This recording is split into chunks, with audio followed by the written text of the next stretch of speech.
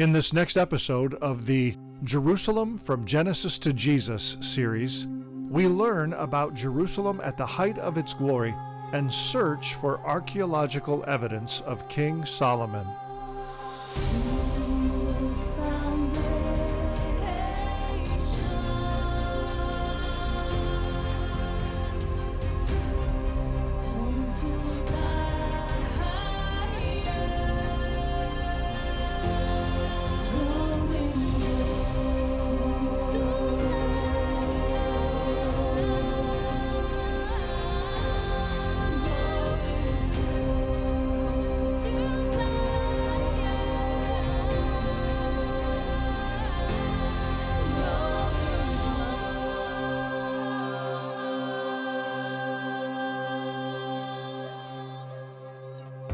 Welcome to the city of Jerusalem. According to Psalm 44, this is the city of our God, His holy mountain, the city of the great King, and the joy of the whole earth. After David conquered the Canaanite fortress here, he built his palace, purchased the northernmost part of the mountain, and brought the tabernacle here. Yet the Bible tells us that God did not permit David to build the temple. This must have crushed him. It was David's son, King Solomon, who would build the very first temple to the one true God here in Jerusalem. And during his reign, Jerusalem would experience tremendous prosperity and peace. So let's go back in time to approximately 970 BC to discover the Jerusalem of Solomon and reimagine this city under his glorious reign, a king who was also an ancestor of Jesus and highly esteemed for his incredible wisdom. It is incredible to me that no matter how many times I visit Jerusalem, there is always something new to discover. In Jerusalem, if it's not 2,000 years old, it just doesn't seem very old. Jerusalem's history has been long and turbulent. It is a city that carries peace in its name, and yet it has seldom experienced peace. But in approximately 970 BCE, King David's son, Solomon, inherited Jerusalem's throne, becoming Israel's king, and under his reign, the first temple was built. Jerusalem's walls were expanded, and Jerusalem became a praise in all the earth. Gidon, we talked about David making this his capital city. David really wanted to build a temple here, but God said, no, that's not going to happen. Solomon, his son, was the one. Talk to us about Solomon and the building of the temple and how significant and important that is to the whole Jewish story. Well, certainly to my story, it's significant because my middle name is Solomon. It's Shlomo, yes. Not only Gidon, but I was named after my great-grandfather. But that's on a personal level. But certainly Solomon is a man that all the modern Jewish people and throughout the centuries looked up to, because he built the temple, and for a short while he was, according to Jewish tradition, the biggest empire in the world.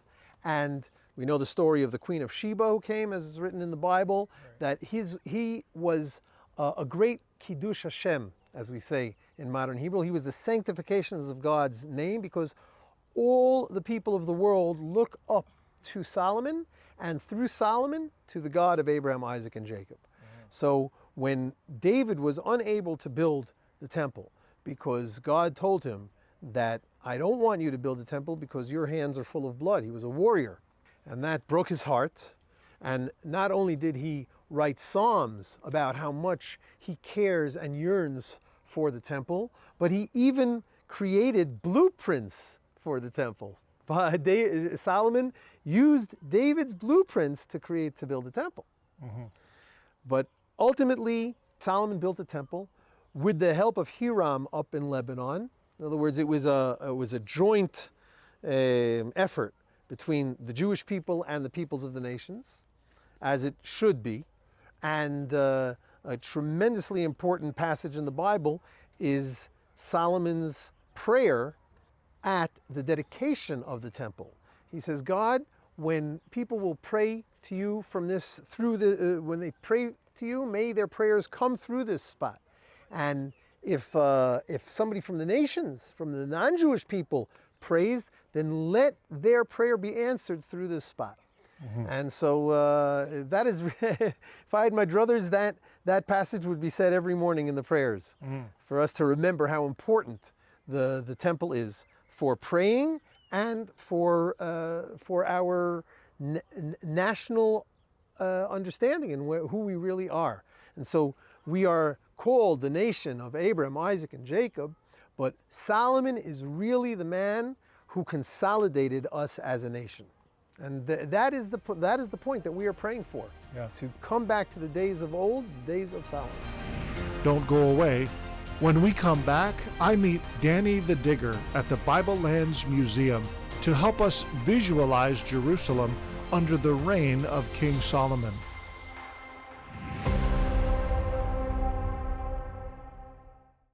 I was a pastor for over 20 years before I first went to Israel, only to realize that I had been totally disconnected from the roots of my faith.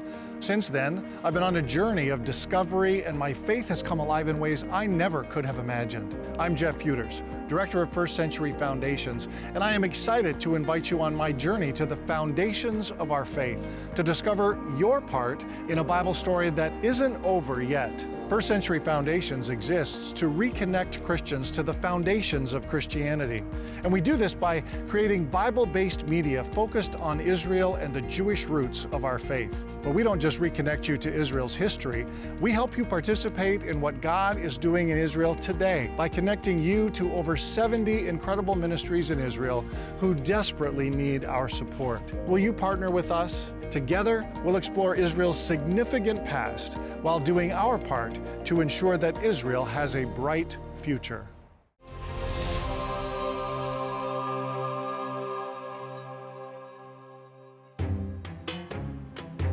Modern Jerusalem is my favorite city on earth. It is truly beautiful and unique. Yet the longing of every Jewish person who has treasured this city for thousands of years is that Jerusalem become as she was in the days of Solomon. What an amazing city she must have been. Yet trying to imagine what Jerusalem was like 3,000 years ago is difficult. So, when I heard that the Bible Lands Museum in Jerusalem had a model of First Temple period Jerusalem, I met Danny the Digger there to take a look. So if we are looking for Solomon, I must say as an archaeologist, it's a very frustrating task. Yes. The Bible gives us such detailed account of almost legendary wealth, and yet archaeologically we're just not finding it. Or if we are, it's little bits and pieces. However, the archaeological record is quite detailed, and we have parallels, for instance, to what Solomon's temple used to look like. And based on all the bits and pieces of information we have, here is a model, prime location here at the Bible Lands Museum, suggesting what Jerusalem in the days of Solomon, in the days of the First Temple period, what it may have looked like. Solomon's temple itself, I must admit, was not that big, something like a 6-room apartment. Okay. But the main activity was the animal sacrifice done in front of it. And of course, the sanctity is the Holy of Holies over here where the Ark of the Covenant was kept. Right. And the Bible tells us of various public buildings. They're all buried beneath the Temple Mount today. This is maybe what they have looked like. David's palace should be above the Gidon spring. And archaeologically, we did find this gate, the gate leading from the Temple Mount to the spring.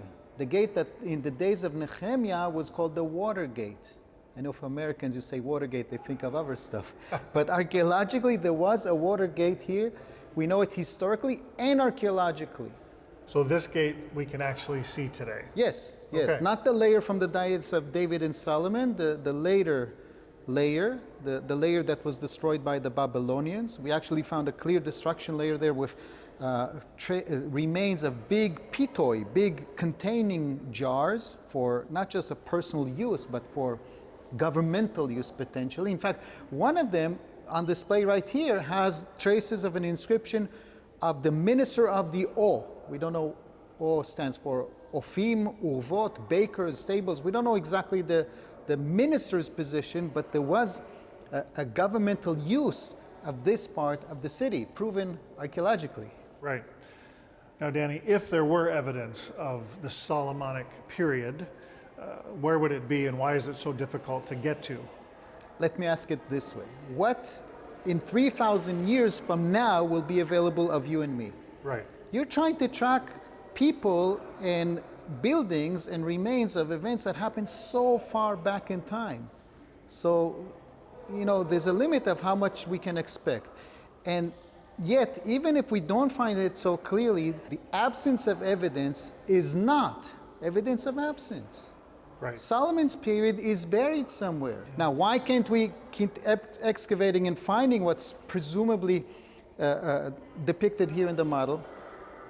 There's a living city on top of it. Right. The modern city of Jerusalem is on top of all of it. You can't just clear all the population to dig. I wish, as an archaeologist.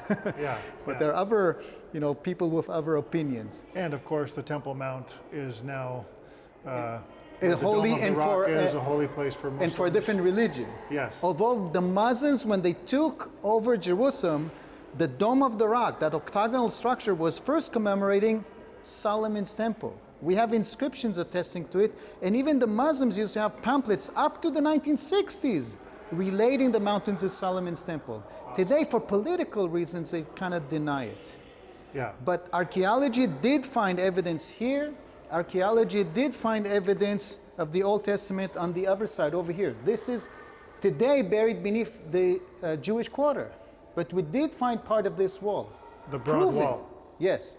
Jerusalem existed, and also in Solomon's time, and the more we excavate, the more we find. So cool. And it's amazing to be able to visualize it the way it might have been. Yes. And this is a great visit today, Danny. Thank you for explaining. My pleasure, my pleasure. The city of Jerusalem must have been an awesome city to experience under the reign of King Solomon. The Bible tells us that his kingdom experienced unprecedented prosperity because he asked God for wisdom to be a good and discerning ruler over Israel. Jerusalem was the place to be 3,000 years ago. Well, Ken, we're here in beautiful Jerusalem and we're talking about various periods of history in the city. Talk to us a little bit about the time of King Solomon's reign. What was Jerusalem like during that time? Well, it was a lot smaller. I mean, it was inside the walls of the old city in the city of David. But in terms of what was going on at the time, this is really the zenith, I always say, of Jewish history. I always tell my students, if you want to try and imagine what the Messianic era would be like, the closest thing would be King Solomon, because King David, his father, he conquers Jerusalem. He subdues all the external threats, and he builds like a mini empire, like around, they say, all the way from the border of Iraq to the Nile River. So it's an ideal period of time in terms of politically stable, and this 40 years of peace and prosperity, which if you live in the Middle East, you don't get 4 days of peace. You get the prosperity in Israel, but the peace is always something going on here. So it's really the ideal time, and it says they came from all over the world to learn from King Solomon.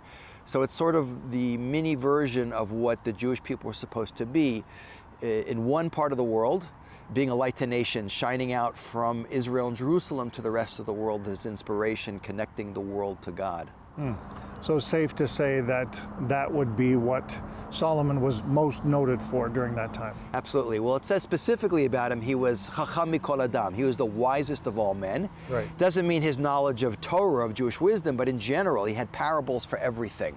So he was considered to be a highly intelligent person, and what he tries to do is jumpstart the whole process of redemption by literally marrying the daughters of every single king he can get his hands on, not because he wanted that many wives, but because he figured the best way to cement alliances and influence other peoples and empires is to actually have relationships with them through marriage. So it's sort of the golden age, the zenith of Jewish history in that period of time. Don't go away. When we come back, Isaac takes me on a quest for archaeological remains of Jerusalem from the time of King Solomon.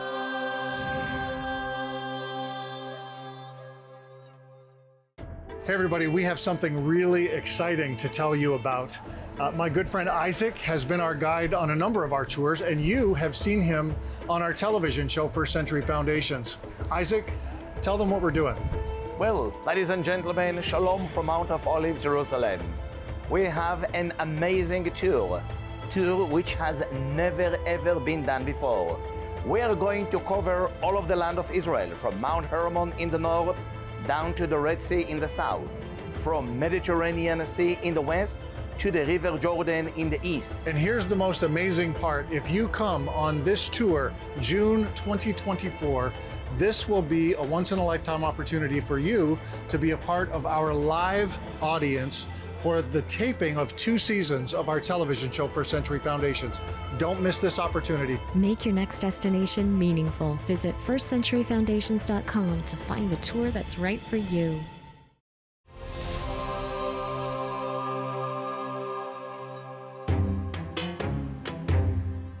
It was so great to visualize Jerusalem under the reign of King Solomon at the Bible Lands Museum and to discuss this period with Bible scholars.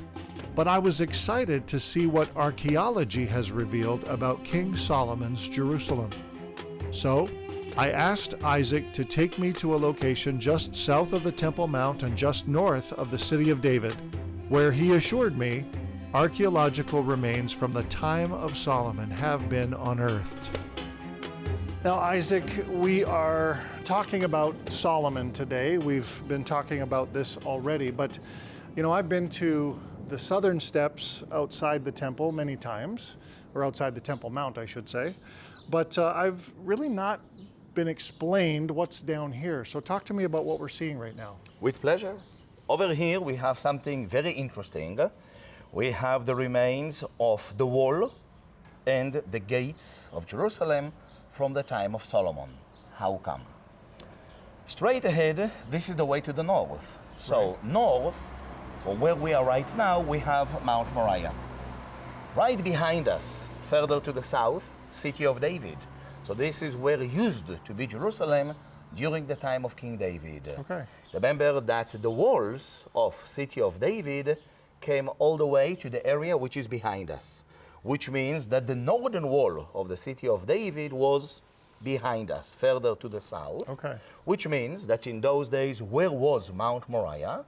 Mount Moriah was north of the city of David, above the city of David, outside of the city of David. Okay. Now, after the death of David, his son Solomon became to be the next new king. During the time of King Solomon, he was the first one who built the first temple right on top of Mount Moriah, the house of the Lord. Now, Mount Moriah was outside the city.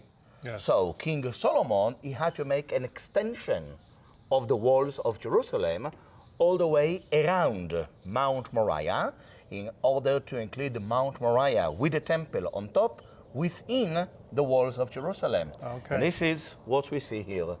So over here, This is the actual wall. this is the actual Solomonic wall. Wow. So this wall that you see down below you, Yep. originally 3,000 years old, Solomonic. And it is also very interesting because down below you, we can see the original bedrock of Jerusalem. So down there, this is the bedrock. Right. This is the original street level of Jerusalem 3,000 years ago. So the wall came from a city of David, which is behind us, all the way here, Yeah. and then all the way up and around Mount Moriah. So the mountain became to be within the city. Incredible. We come here so often, and I tell people they need to come. But honestly, folks, when you read your Bible, you'll never read it again the same. This is a 3,000-year-old wall. Solomon touched these, maybe not every stone, but he was here. Mind-blowing. Absolutely. What else can you show me here? Let's go and see some more. All right. Please. Thank you.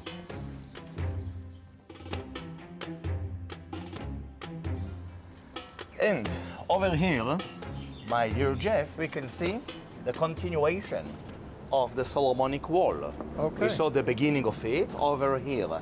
We can see the continuation. You can see that, generally speaking, from here, the wall goes northeast.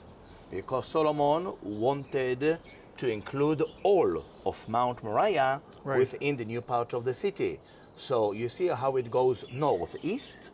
Later on, it went further to the north, all the way around Mount Moriah and back to the city of David. Okay. So to conclude, continuation of Solomon's wall. But when people come to the temple, how did they get in? This is a very good question. So please come with me. Let me show you the new city gate that was built by King Solomon. Excellent. Please.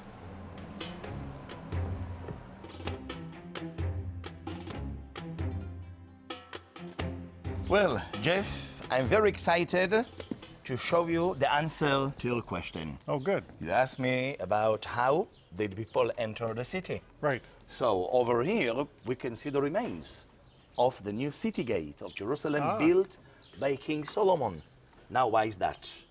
Remember that on top of Mount Moriah, Solomon built the first temple.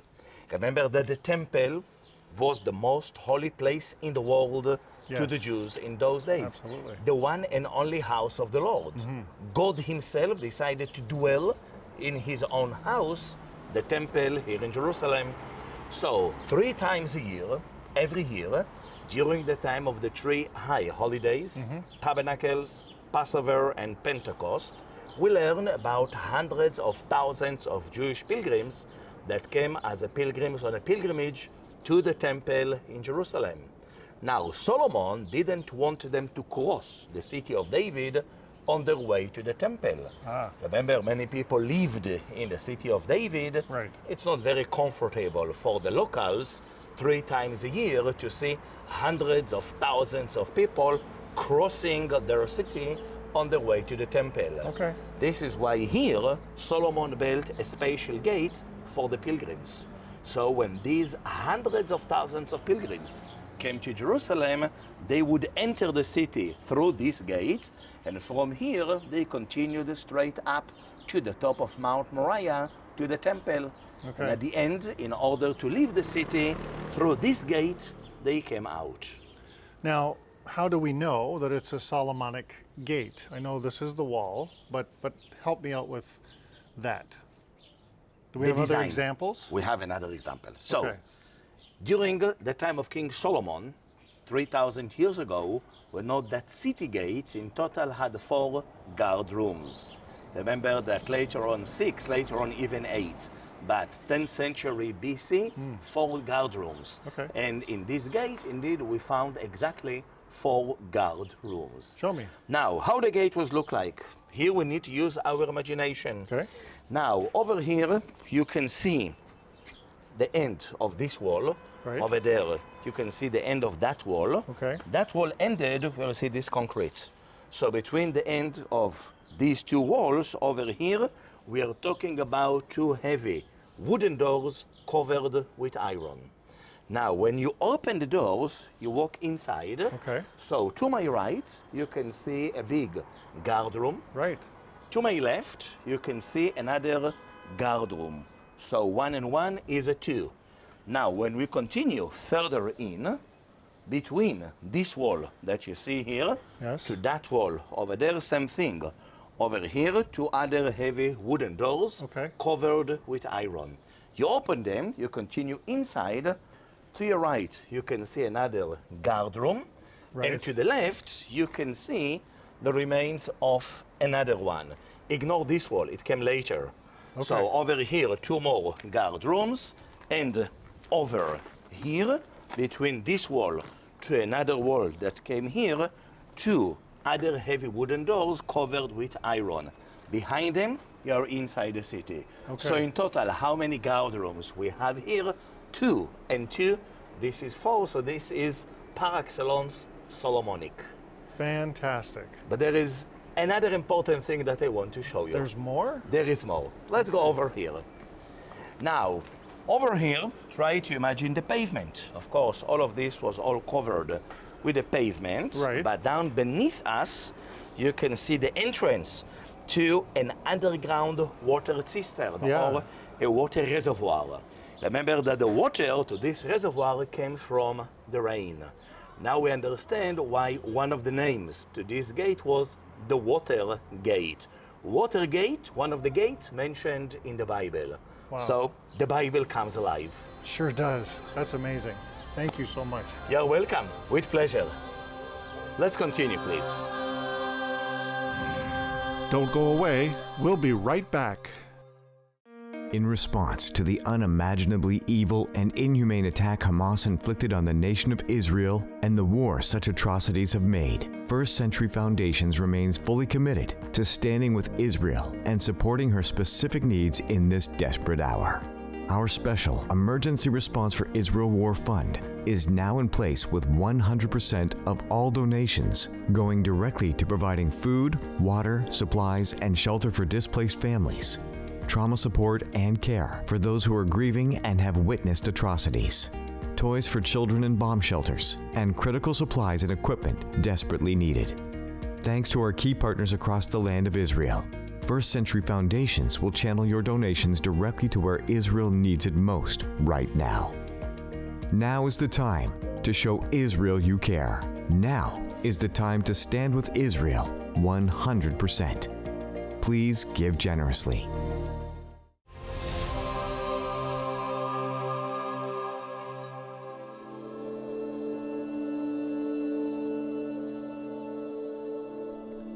Exploring the walls and gates of King Solomon's Jerusalem truly made his reign come alive for me.